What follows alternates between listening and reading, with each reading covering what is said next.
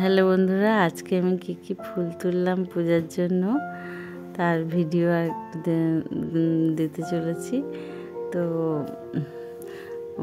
এই গাছটি দেখুন, এটা হচ্ছে কি মানে দোপাটি গাছ, দুরকম ফুল গাছ আছে, এটা দুরকম কালার, কিন্তু গাছটি পুরানো হয়ে গেছে অনেক দিন, ফুল ফুটে ফুটে এখন আর কমে গেছে, এখন অল্প কিছু ফুটছে। আর এইটা হচ্ছে কি ডাবল যে ভ্যারাইটির নীলকণ্ঠ ফুল, সেই মানে ফুল। গাছটি কিছুদিন আগে বসানো। যাই হোক, এই ফুলগুলি আমি তুলছি। আর যখন আমরা নিজেদের গাছে মানে ফুল তুলে ঠাকুরের পূজাতে দিই, তো খুব মনটা ভালো লাগে।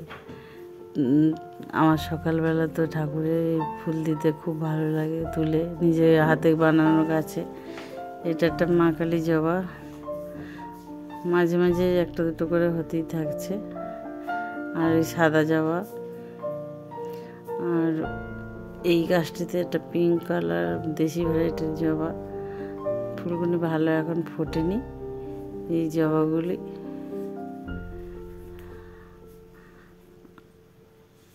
আর ঠাকুর পূজার জন্য নিজের হাতে গাছে বানানো গাছ থেকে যদি ফুল তুলি খুব ভালো লাগে।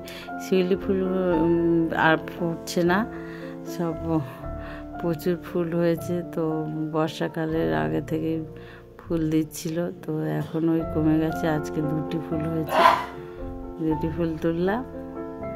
একদিন দেখুন চেহারা খারাপ হয়ে গেছে। আর এই একটা দেশি ভ্যারাইটি জবা ফুল গাছ, এই জবা ফুল গোলা মানে পিঙ্ক কালারের থাবা জবা, আর কি পঞ্চমুখী জবা। এই জবা ফুল গাছটি দেখুন কীরকম মোটা হয়েছে। আমি কাটিং করে দিয়েছিলাম আগের বছর শীতের সময়, তো প্রচুর ব্রাঞ্চ হয়েছে, প্রচুর কুড়ি, আর প্রতিদিন ফুল হচ্ছে গাছটিতে, যেহেতু গাছে কুড়ি ভর্তি একদম। আর এইটা তো থাবা জবা, এটাও তো দেখেছেন, আগে ভিডিও দেওয়া আছে। তো এটা সারা গরমকালেই ফুল দিয়েছে, তো ফুল দিয়ে এখন অবসর নেওয়ার টাইম হয়ে গেছে, গাছের চেহারা এখন খারাপ হয়ে গেছে। তো আমি এখন আর বিশেষ কিছু পরিচর্যা করব না। তো যাই হোক, এটা আমাদের বেল পাতা গাছ, মানে এখান থেকে আমি আমাদের ছাদের উপরেই বেলপাতা তোলা যায়, এখান থেকে আমি পূজার জন্য বেলপাতা সংগ্রহ করি।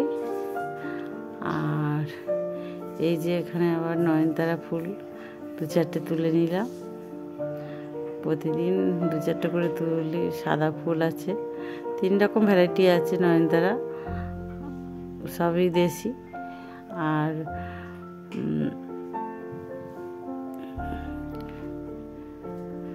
এই যে ফুলগুলো তুললাম, এই ফুলটা তো অনায়াসেই হয়, যেখানে সেখানে হয়, এর কোনো পরিচর্যা লাগে না।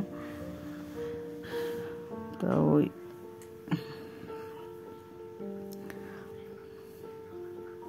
ফুল আমাদের সবারই ভালো লাগে যদি।